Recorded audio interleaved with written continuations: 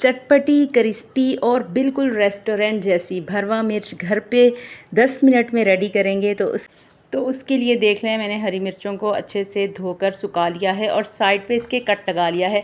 ये ज़्यादा स्पाइसी नहीं होती, इसलिए मैंने इसके बीज नहीं निकाले हैं। अब 1.5 कप के करीब बेसन है, इसको ड्राई रोस्ट कर लूँगी और इसे कढ़ाई से निकाल के अब ये देख लें, इस कढ़ाई में मैंने 2 टेबल स्पून ऑयल डाला है और ऑयल डालकर 2 स्पून इसमें मैंने अदरक डाला है पिसा हुआ और 1 स्पून इसमें मैं ज़ीरा डाल के चंद मिनट के लिए भूनूंगी। अब ये 4 से 5 ऑनियन हैं चॉप किए हुए, ये इसको चंद मिनट के लिए भूनूंगी। अब इसमें डाल दूंगी साबुत सूखा धनिया और साथ में डाल दूंगी हाफ़ स्पून इसमें हल्दी पाउडर और 1 स्पून रेड चिली पाउडर और इसमें खटाई है, 1 स्पून खटाई डाली है और 1 स्पून इसमें मैंने नमक डाला है और इसे चंद मिनट के लिए भूनूंगी।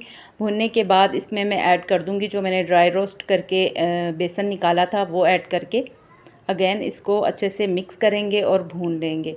भूनने के बाद अब इसमें मैं डालूँगी 2 लेमन थे, उनका मैंने जूस निकाल लिया था, तकरीबन 2 स्पून के करीब ये डाल देंगे।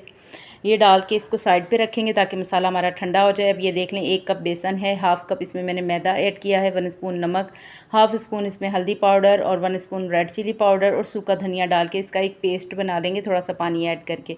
ज़्यादा पतला नहीं बनाना, जिस तरह से आपको वीडियो में नज़र आ रहा है थिक सा इसका पेस्ट बना लेंगे।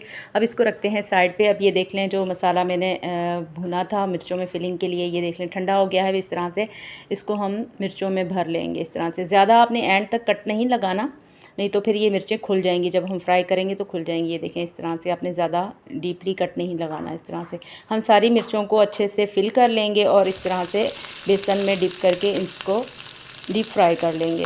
जब एक साइड कलर आ जाए तो आपने इसकी साइड चेंज कर लेनी है। तो ये देख लें, ज़बरदस्त सी हमारी मसाला भरी मिर्चें रेडी हैं। तो प्लीज़ आप इस रेसिपी को ज़रूर ट्राई कीजिएगा, एंजॉय कीजिएगा। अल्लाह हाफिज़।